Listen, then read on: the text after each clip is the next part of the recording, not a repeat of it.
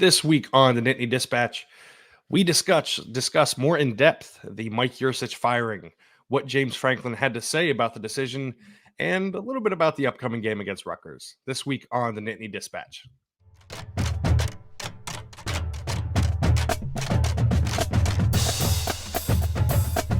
Hello and welcome in the Nittany Dispatch.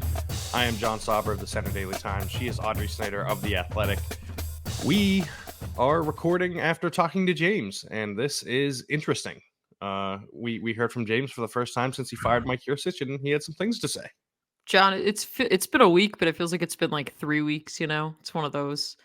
I'm coming to you now on some snazzy new Wi-Fi after some lovely technical difficulties to make this long week even better. So I hope you can all hear me crystal clear wherever you might be listening to.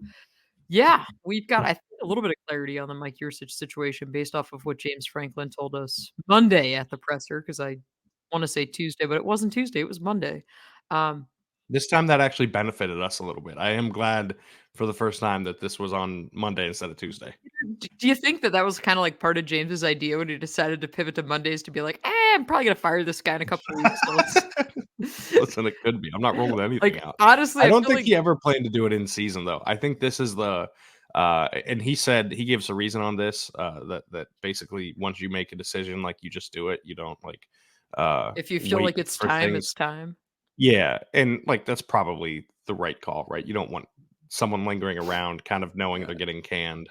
But yeah, no, I think it is interesting that we finally got to talk to him on a Monday. That was convenient for us. And maybe, I don't know, it's probably convenient for him too. Get it out of the way and not have to worry about it the rest of the week. Yeah, I mean, less than 24 hours after he fired the guy, he got to answer our questions about it. I mean, clearly that was not how James Franklin saw his week going, I'm sure. But I think, John, the thing that struck me as most interesting from James's comments, it was when he was asked, the first question was, you said after the Michigan game that that there needed to be a game called in which you had passes to get Drew Allar into rhythm. Well, if that wasn't happening, why essentially weren't you on the headset, James, saying, hey, let's do it? And what he basically said, or as I took it as, was he said, yeah, those suggestions were made. He almost, to me, it came across as Mike Yurcich kind of went rogue and we had plans in place and then Mike just didn't follow through and or the players didn't execute. And to me, that was an extremely telling comment. Yeah, I think so too. And before we get too far along, don't forget to rate, review, and subscribe to the podcast. If you're on YouTube watching us now, hit the thumbs up down below us and hit the subscribe button. That always helps us out. On Apple Podcasts, go ahead and give us that 5-star rating and review us. But no, I have the full quote here, and I think it's really interesting. The question was essentially why didn't you ask for more easy passes when you said post-game that you wanted them. And James said, yeah, as you can imagine, I have conversations about all the things I have concerns about, and more so than I speak in the press conferences. I think you guys have heard me come in and talk, whether it's openers, third down, starting fast. All these things are things that we've had lengthy discussions about and had a plan for. But a lot of the times when we got to the games, either we did not call the games that way, or we did not execute the games the way we intended them to. Yeah, those things were asked for. That is incredible, pretty damning. Yeah, it's borderline defiance from Yurcich. Mm-hmm. Not borderline. It is clear defiance from Yurcich. And again, this is one side of the story, right? And I'm not saying that he's wrong. Again, we're not on the headset. I don't know, but to me, that I put that up there with the most, I don't know, probably 3 or 4 most telling comments of James Franklin's 10 seasons here. I mean, that was just an extremely transparent. As soon as he said that, I was like, oof, it was time, apparently. Very much was time. Yeah, and that kind of points to what has seemed like all year, a really disjointed offense. And if the head coach and the offensive coordinator and the players and the assistants and no one's on the same page, if you're going into the week and you're saying, okay, we're going to do X, Y, and Z, we're going to play it out like this. If, A happens, then go to B, whatever. You are setting yourself up for exactly how you want to run things. And then if the one guy in charge of the whole thing, who gets to make the decisions on play calls on game day, decides, I'm going to do it my way, that can mess up a lot of things, right? And we don't know that this was the case just this game, right? Yeah. Just for Michigan. I do wonder. I do wonder about that. I tend to think it probably wasn't just this game if it happened, right? Because James has said before that he's like on the headset, like reminding Making Yurcich of suggestions, things. reminding, yeah. Yeah, and like so that kind of points to like this has been a problem for a while, and I wonder like is it just this year? Is it last year? Is it the first year too? Like I this don't is a yeah. lot, and it's pretty damning. Like I said, Yeah, the thing that I thought of, John, since James spoke on Monday between then and when we're recording this Wednesday afternoon is the Ohio State game, right? I mean, there was many weird sequences, but there was the one sequence that I had asked James Franklin about afterward. Um, and I remember saying to him, I said, "Well, like, did Drew Allar audible into that? Like, what was that?" And yeah, he was like, "That was the call." And I was like, "To be clear, that was your play call." And I yeah, just wonder if that is maybe is one of those examples of this whole thing being disjointed. I do wonder though, like as you said, I mean, was it just this year? Had it been building? And I wonder as well, if it got to this point where if it was problematic, right? If this was something that came up against Ohio State, were there any conversations of someone else taking over play calling duties, for that game, right? Like I wonder internally, kind of how that went. yeah. I'm curious if this was when this was really on the table and when the decision was made.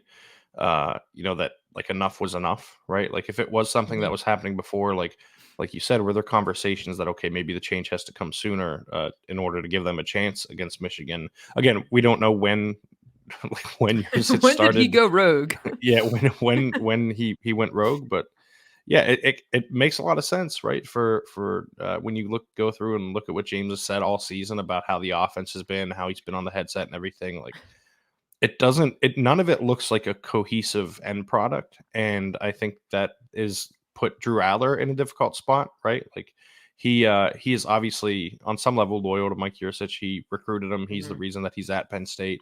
But at the same time, it doesn't seem like his offensive coordinator is putting him in position to succeed. And that was something I harped on all season, right? That Yurcich was kind of failing Aller, and that a lot of people in the building were failing Aller, and this only points to that being even more of the case, right? Like that Mike Yurcich was kind of not intentionally, but kind of sabotaging his own quarterback and sabotaging his own offense I by mean, going against the that's game plan. that's a strong word to use. I mean, I wonder. Unintentional sabotage, to be clear. Not like I don't think Right, he's just doing it a on purpose. no, no, Yeah, no, no. Like, I just wonder, kind of what was going through Mike's mind in those moments. Because again, we're hearing one side of the story for sure. Um, Maybe the truth lies somewhere in the middle. Maybe it doesn't. I mean, because this thing just yeah, looked so out of sync that maybe it didn't. I did go back, John. I did some really important detective work this week. While getting my Wi-Fi reconfigured, I went back to the stadium. I think they call it a gigapixel or something like that. Um, yeah, the full stadium shot from Saturday. I always love when they do those. We can see because I never know when those photos are being taken. I never pay attention to that. But I looked okay. That was important. But I scrolled down a level to the coaching suite and zeroed so did in on I. the coach's booth. And I mean, you could just see Yurcich sitting there with a white baseball hat on. I mean, he looked pretty dejected there in the moment. It was taken in the second quarter. You could see Ty Howle there along with him, which we did find out this week. This co-interim offensive coordinator role with Ty Howle and JaJuan Seider. We got a little more information, but I'm hoping, John, that Wednesday night at practice we get some more details on that because Howell's typically up in the box. He's Yep. going to stay there. JaJuan Seider's always on the sideline. But how exactly do play calling duties work when you have two guys? And when Franklin talked on Monday, he said both will have a role in play calling. How's that going to work? We have seen like NFL teams in the past like do this, right, where like one guy's making the calls for the red zone, one is outside the red zone, what have you. uh I'm guessing it's something like that. And again, that's only a guess. I would just give either Slater or Howell the calls and let him run with it, right? Like give one of those guys the decision making again, because if the goal is cohesiveness, you don't want like You each you get a don't want quarter. yeah, you don't want like a more disjointed offense because like they're not like on the same page. Now, maybe those guys will be on the same page because they're going to stick to the game plan that was set throughout the week, and that alone will fix Perhaps some of the that might issues. help. Yeah, but like I still think you want one voice, you want one person making those decisions.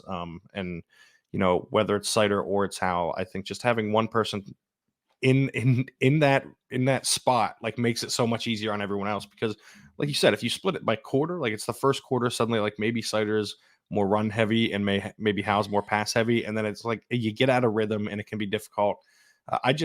I think the right call is to make it one of those guys and then to roll with it and then to move forward because the last thing they need is more disjointedness. They just need some level of cohesion and they need some level of knowing like exactly what this is going to look like because we don't know what it's going to look like. The one thing I'm pretty confident in is that Saturday against Rutgers will look like what they want it to look like throughout the week, right? Like what their intention Yes. is will be more clear. And I think honestly, that's going to provide a lot of clarity on what this offense is and what it was supposed to look like heading into the season. And because that's frankly, like we said earlier, we don't know how long it's been disjointed. We don't know how long Mike Yurcich went rogue for, if he did at all, right? Like if that's, Yeah. that's the 100% of the story.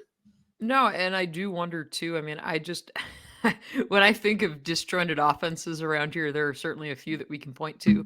Yes. I always think back to the quarterbacks per series during the previous coaching regimes during the end of the Paterno era, and just the absolute chaotic scene on the sideline of each guy trying to figure out: is it my turn? Is it his turn? Is it my series? His series?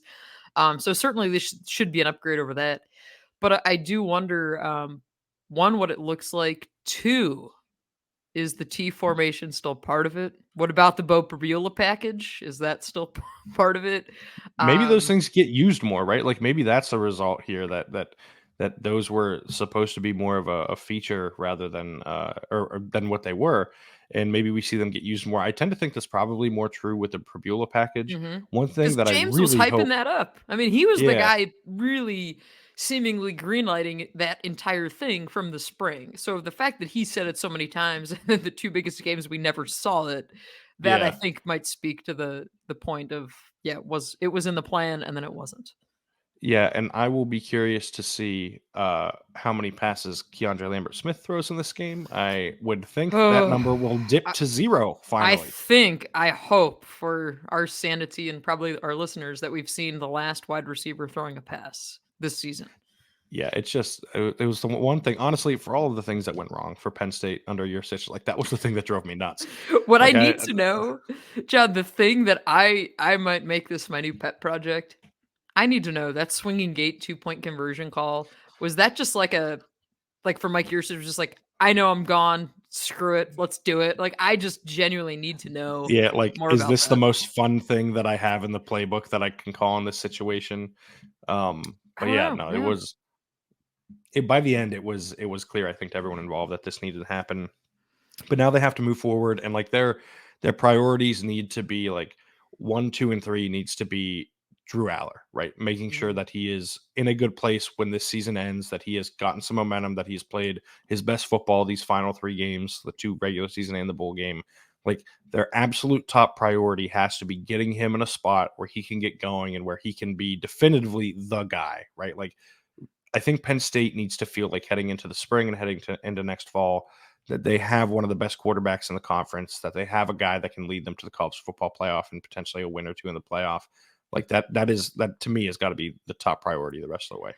Yeah, and we will not hear from Drew Allar between now and Saturday. He's not one of the players made available this week, so presumably we get him after the Rutgers game, which And we're gonna means have to no ask one's him going to be about talking about Rutgers again. yeah, like this is the It's problem tough. with doing this. Like let us like this is the week to let us talk Mhm. to Drew and put him out there because otherwise now post game he's going to be stuck talking about Mike Yurcich.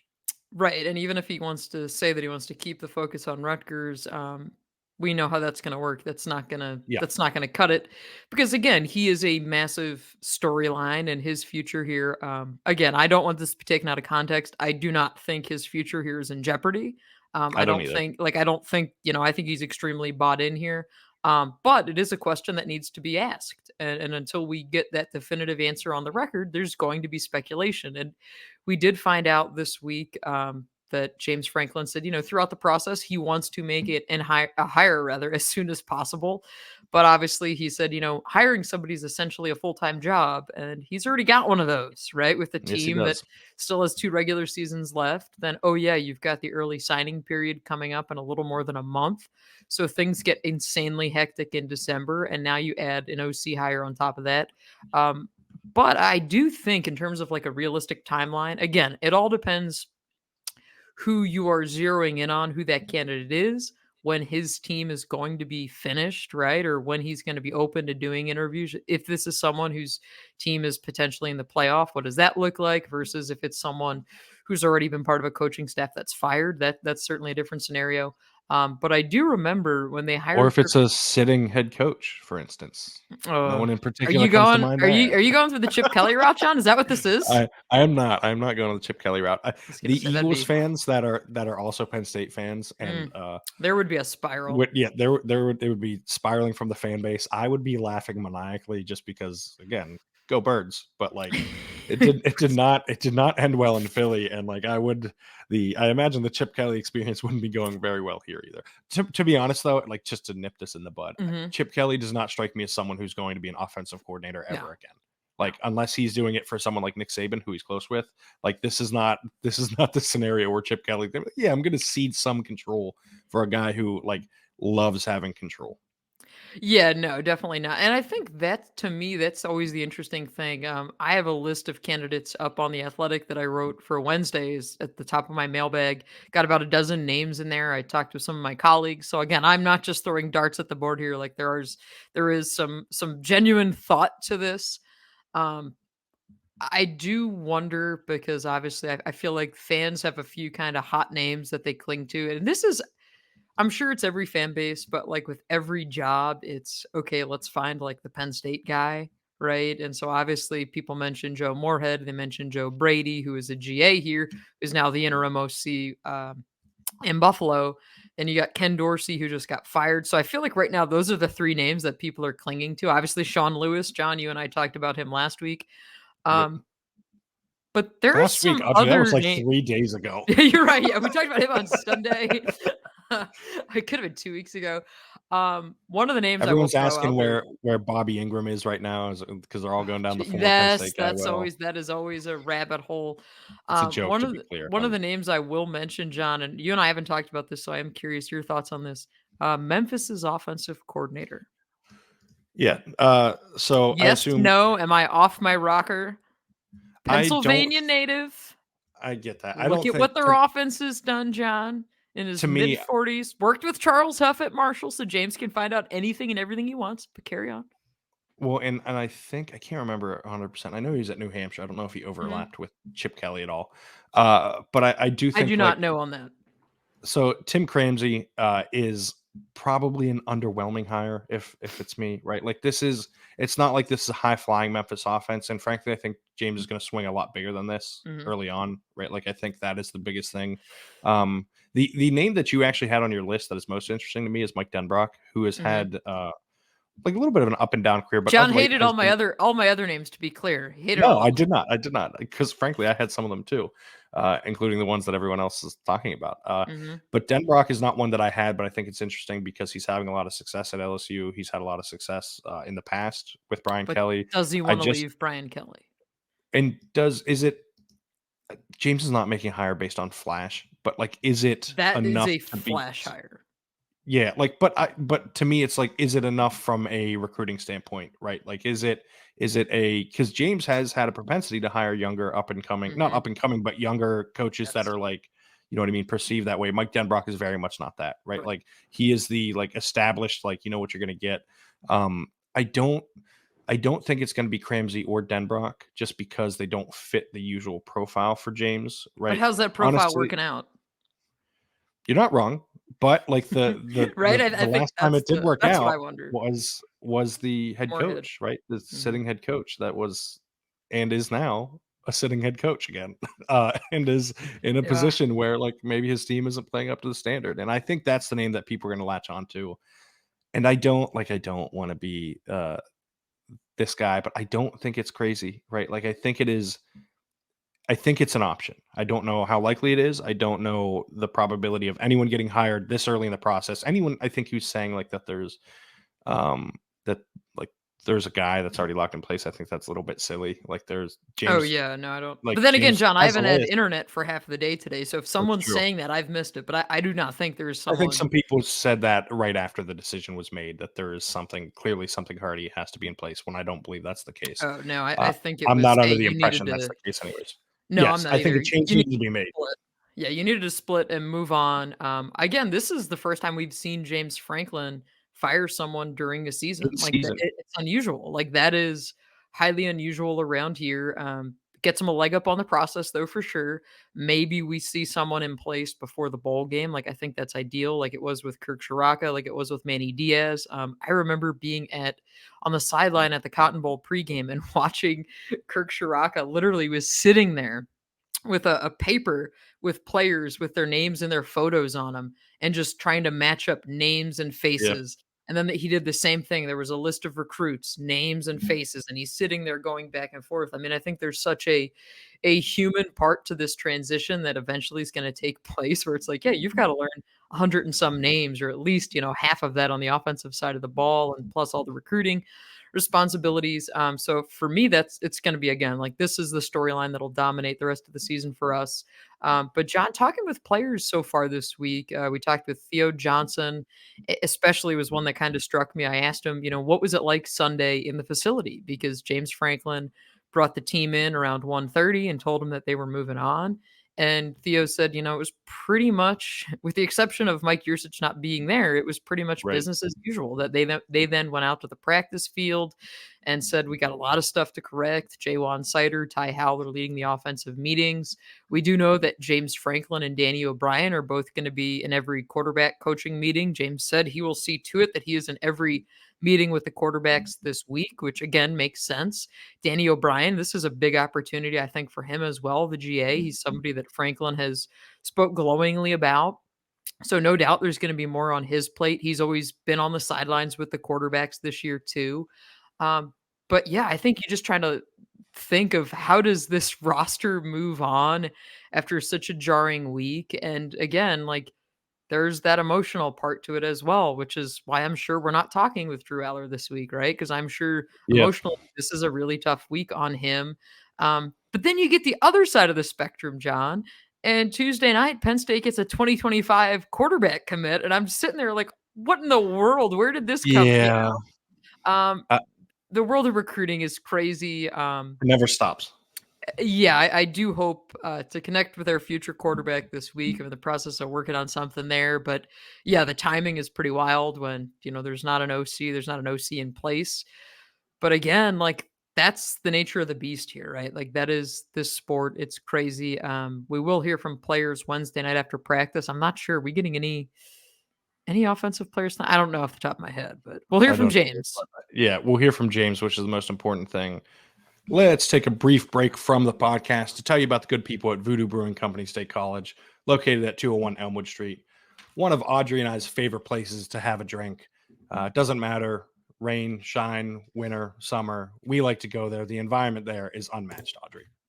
It is, John. I was updating my to-do list as you were starting the read, and on there was get a beer. Yes. I think after this season, I'd need a couple beers, and I look forward to getting back over to Voodoo Brewery. That's sometimes our usually our preseason spot when we have a little more time on our hands. But I need to get back over there. I need to get over there fast and get me a mimosa. Especially with it being close to fire pit season, as it gets colder, they open up the fire pit. You can sit by Hmm. the fire and have a beer. Of course, pub Or trivia two. Tuesday nights. That's right. We're 40. Pub trivia Tuesday nights, bingo Thursday nights, both at 6 p.m. Of course, get some food at the Voodoo Kitchen. That is Voodoo Brewing Company in State College, located at 201 Elmwood Street. But I do want to go back to what you said about like kind of how the players handle this. Like, they know that someone new is coming in to evaluate them too, right? Hmm. Like pretty much everyone who's coming back or knows they're coming back, their standing is up in the air as well, right? Like Yeah. their role within the offense is up in the air as well. So it's like it's not easy for those guys from that standpoint either. I will say we didn't talk about it much, but like Tim Cramsey, like to your credit, like has had really good offenses the last 2 years at Memphis. He was top 30 in SP plus last year. They're 17th in SP plus right Hmm. now. Like they're really good. Um, But again, like it feels like James is going to swing bigger at first. I don't think it would be a bad hire necessarily, but I do think like it just doesn't kind of fit the profile. Going back to what I said about Denbrock too. The real quick, the Ken Dorsey thing is like I've seen some people like flustered by this. Buffalo's offense is really good, and I cannot figure out why he got fired other than that fan perception is down on him. They're scoring, I think, a point per game less than last year. Lot That of is not turnovers, much. which you can't pin on him, right? Like, that to Right. me is And like in every advanced metric and like EPA and success rate and mhm. DVOA, like the Buffalo Bills offense is really good. I just can't imagine Ken Dorsey wants to Why would he go wanna be a down college and coach? right. This is my We're seeing point this with in a a lot lot of these with a things. lot of assistant coaches and Mhm. coordinators right now that this is the case across the board. This is something that, when people point to the Joe Brady thing, I always say this too. I said, "He rose to stardom," right? And then, of course, LSU 2019, that was his meal ticket. Him and that incredible offense. And where did he ride that, John? Not to another college job, but to the NFL, right? Then when things didn't work out in Carolina, then he moved on to Buffalo, where he was coaching the quarterbacks, but now he's the interim OC. To me, they're just two almost different types of coaches in this sport. They're the people who are NFL minded, who want to be in that, who don't have to worry about Josh Allen going to class, is Josh Allen going to study hall, all those types of things.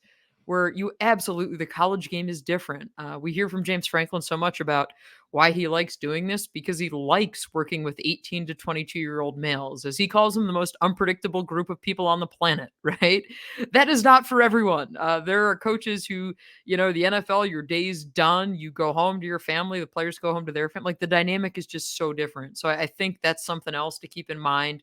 And people can say, well, yeah, Ken Dorsey needs a job.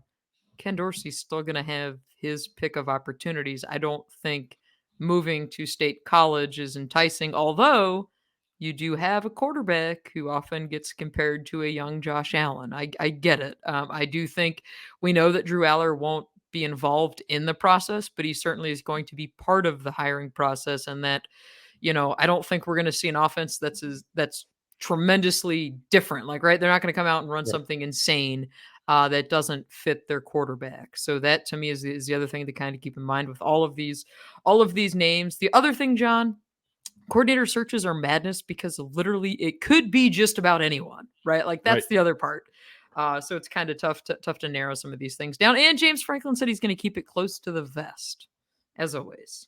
And like he said, we will be doing our best to find out that Yes. information just as hard, if not harder, than he is trying to keep it to himself. Uh, but no, I think, and you mentioned the timeline too. This kind of feels like the thing where they're getting enough of a head start that I wouldn't be totally surprised if within the week after the Michigan State game, like that this hires in place, or even if it's like early that week, right? Because they're getting a head start. James mentioned, that they're going to try and narrow down the list and get to like Zoom interviews and potentially in person if they can with some people like throughout the week. And it's tough because it is a full time job, like he said, but it is also his job right now, right? Like his job is to both coach the team and to hire an offensive coordinator. And you can't, and I'm certain he knows this. You cannot let this 2 week advantage go by, right? Like you Oh can't yeah. not take advantage of the head start you have on other programs that might be looking.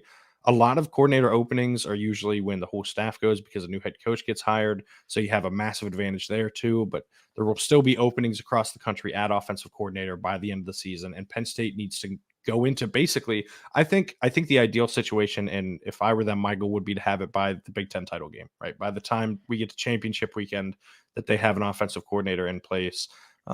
James said before the bowl game would be ideal. I think that fits that timeline, obviously. But more importantly, like you need a couple of weeks before the when Early they're in signing state period. college. Yeah, early Mhm. early signing Old period will prep. help too. Although I don't know that there's a ton of guys that I think would be looking around basically Yeah. on offense with the early signing period, No. but still, yeah, more importantly, you need those guys in the portal to know. And I think that Mhm. is why more so than that mid-December timeline, early December allows you to work in the portal and to get a fresh face in to sell to these guys in the portal because they are going to be looking at wide receivers. I am not breaking news to anybody. They're going to try to bring in wide receivers. They're How going to need successful they to. are, yeah, they're going to need to. How successful they are Mhm. is to be determined, but I do think that's something they're going to try pretty hard to do this offseason, and getting a coordinator in ASAP is crucial to that. You know, John, you mentioned championship weekend. We know that as a weekend we will be free and off. Yeah, So it is. pencil in championship weekend. James um, will be too. I think everybody's gonna have a little bit more time on their hands than they thought championship weekend. So that, I mean, yeah, that's definitely up there potentially for sure. Is that all on the OC stuff, John? Have we hit on everything OC wise? Anything else we've missed? Yeah, I'm just looking through what what James said. I think we got everything. It is, uh No one's been talking about it Rutgers makes this this. week. Yeah. Well, it does. I will say, like, again, not to talk about us too much, but like it does make these last few weeks more fun. Like Oh, way chasing this more whole thing's interesting gonna be now. Way fun. more Yeah. interesting. Yeah. Yeah. Because otherwise it was like, okay, they're gonna beat Rutgers, they're gonna beat Michigan State, I they're mean, probably gonna go I to like the find bowl. Land Grant Trophy week to be thrilling regardless, but It's the last time that we're guaranteed land grant I trophy know. week. I know. That And is more uh, importantly, Packers Lions week that Thursday tickets for have you. been secured, ladies and That's right. gentlemen. You'll be getting to hear about John watching me have a meltdown in real time at Ford Field on Thanksgiving, because that's the holiday tradition we all need thanks to this Black Friday game at Ford Field. I mean, it's gonna be fun. It's gonna be Yeah, nice for us. it'll be a good week. But no, I do think this search is gonna add a lot of intrigue, especially because like what this offense looks like now is going to be more intriguing. Like I think there's more juice to this Rutgers game because it is a good Rutgers defense, Mhm. and it's like, okay, if this offense looks significantly better, then was just the play caller the problem? Like, was the scheme fine? I don't think that's going to be the case based on what I've heard. Do you But I think do you think JaJuan, Seider, Ty Howle both have legitimate chances for this job? Because again, the next 2 weeks matter a lot for them too. so if by legitimate, do you think I in any Will like he universe? hire either of No, them, do you think? no.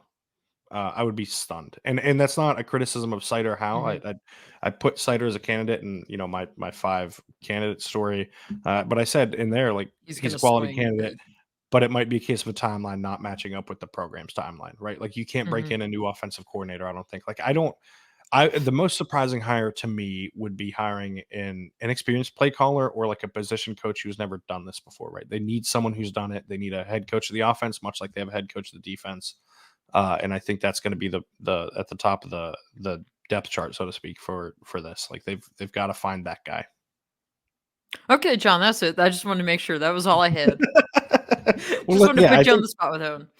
yeah. Listen, we went pretty in depth on the offensive coordinator, but it is something we're going to talk about probably post game, right? Like what it looks like, what the offense looks like. Drew's It's gonna be reaction, something. offensive player reaction, what the offense, yeah. Hey, the Yeah, we'll be last talking about it see, next it's week senior too. day, John. It's senior day. I We've genuinely forgot that it was senior day until yesterday. well, I was like, oh yeah. I was and like, we're here's gonna find out the who might not be problem. coming The back. problem with it is the ever since the COVID eligibility, right? Have guys that are seniors, and you have guys that now get the senior plus designation on the roster. Senior guys are eligible to come back if they were, again, you have to be on the roster during that 2020 season. So Yes. those guys are eligible to come back, but most of them don't make the decision or don't make the decision public until sometime in December or January. Some of them know, some of them don't know. None of them like to tell us. So essentially, what the default has been is every senior and senior plus guy gets introduced. And then if the senior guys want to walk again next year, they can. Um, and so that's like Sean Clifford, I know, walked twice. I think Hunter Norzad walked last year. He definitely will walk this year. He said, again, he'll do it. He'll go through it again. Um, but yeah, that has not really been a talking point.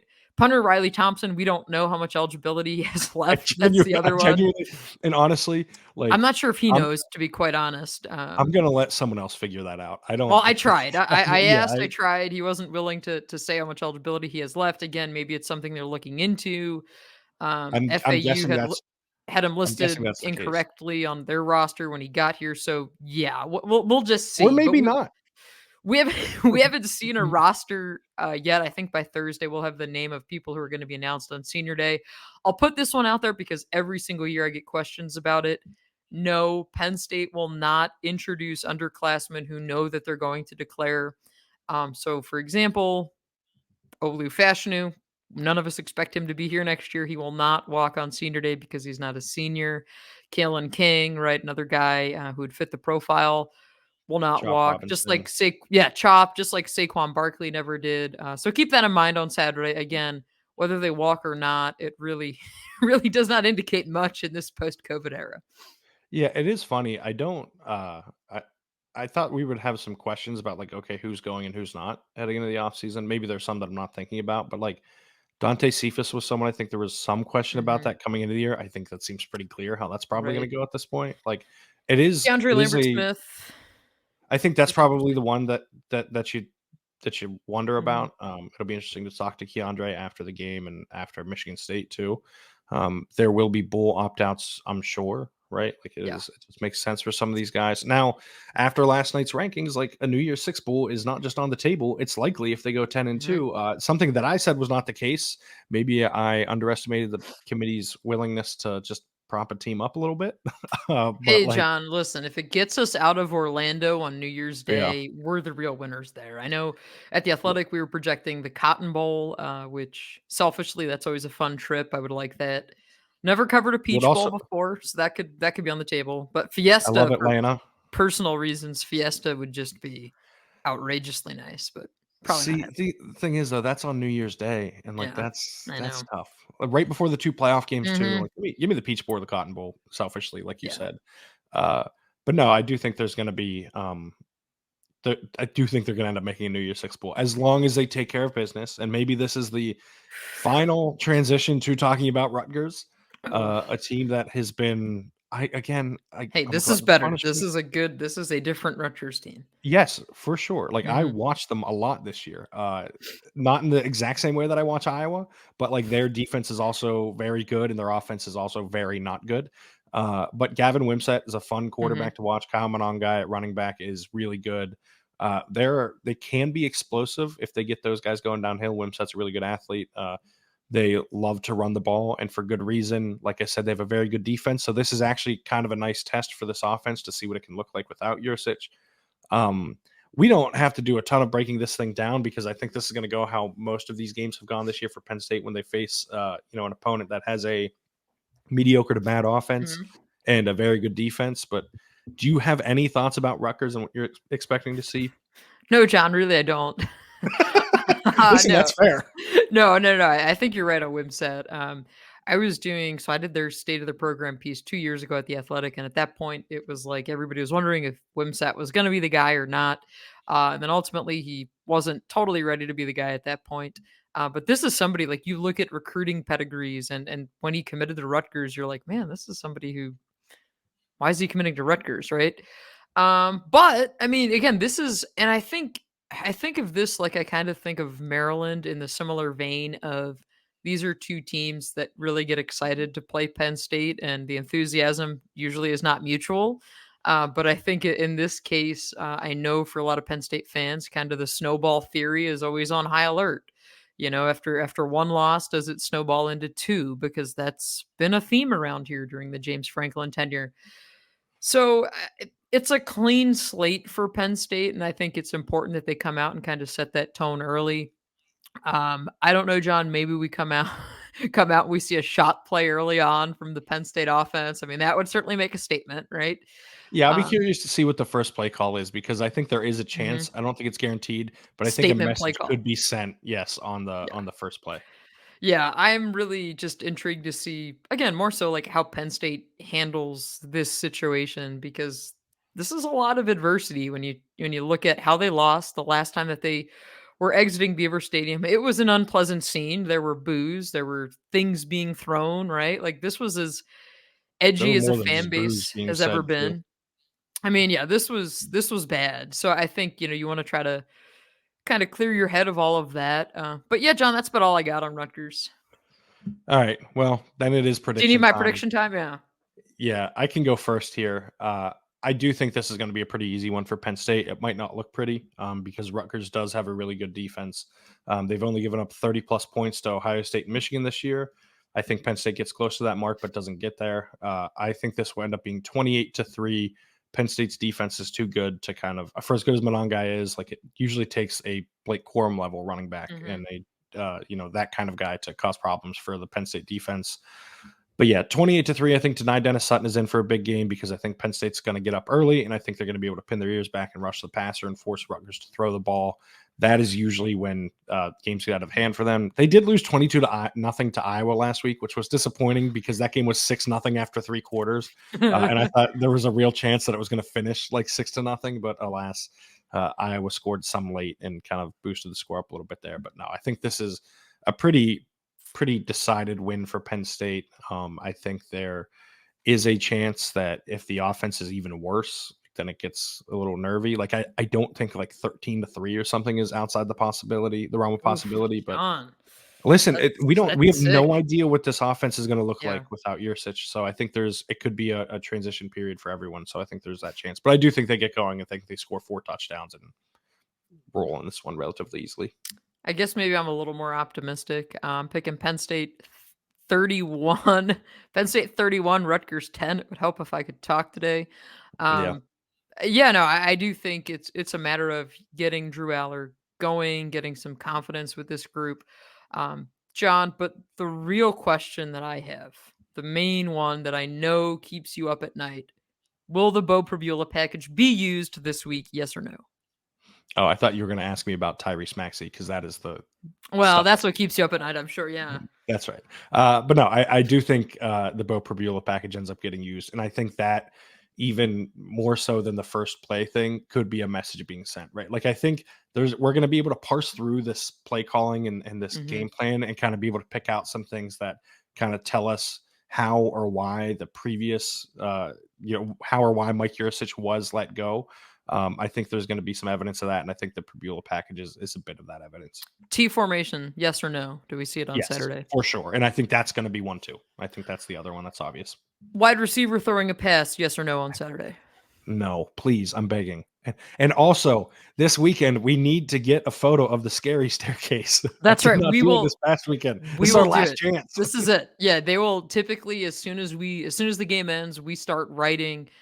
They start winterizing the stadium, like they kind of start shutting stuff down in the press box, and it's a sad moment for sure. It's like they, I can't believe it's to this point already. It's crazy. This season has absolutely flown by. I am curious too, John. This is always a tough attendance game because the students start their fall break. Friday they have class and then they're off all next week. So a lot of people are going to be getting out of town Thursday and Friday. How many people stay for this? How many people come to town because it's Rutgers? Always a kind of a tough showing in that regard. But yes, somehow we've arrived here at the home finale portion of the season. But absolutely, we will get that scary staircase photo. In fact, John, I think we can even do one up. I think we can even do a little better. I think we can do a scary staircase video in which you go down the scary stairs. No, we can't do that. You can do that. I can't do that. I'm not doing that to myself. See, this is the sign of panic right here. I have said this. Yes, you can see it already setting in. The anxiety is already setting in. I will not be doing this. How about, John, if you go instead of down the staircase, up the staircase? Even worse. See, that's not happening. I'll work on that between now and Saturday, see if we can get something done there. But we will be out at practice here in a little bit. I was going to say I will sit in the press box for 3 days if they won't let me out before I walk down that staircase. John will be winterized with Beaver Stadium. Have at it. We'll find him in April at the Blue-White game. That's fine. I'll be there. I won't be going down those stairs. Man, it is. I just hope weather looks like, I think, fine for Saturday, just not to the point where it was the one year where the pipes froze on like that side of the stadium where the plumbing didn't work. It was something weird. Yeah. We had to use the bathrooms, the main concourse, like regular spectators. It was a scene. But yeah, so everything I think looks good for Saturday. We will be there. We'll have updates. Of course, I'm at The Athletic. John's at the Center Daily Times. We'll have all of our analysis, thoughts, any stray offensive coordinator thoughts that we have throughout the week. Please don't forget to rate, review, subscribe, and we will be back talking the post-game Rutgers edition with all of our insight and analysis. This has been the Nittany Dispatch. I'm Audrey Snyder. He's John Sauber. Thanks for listening.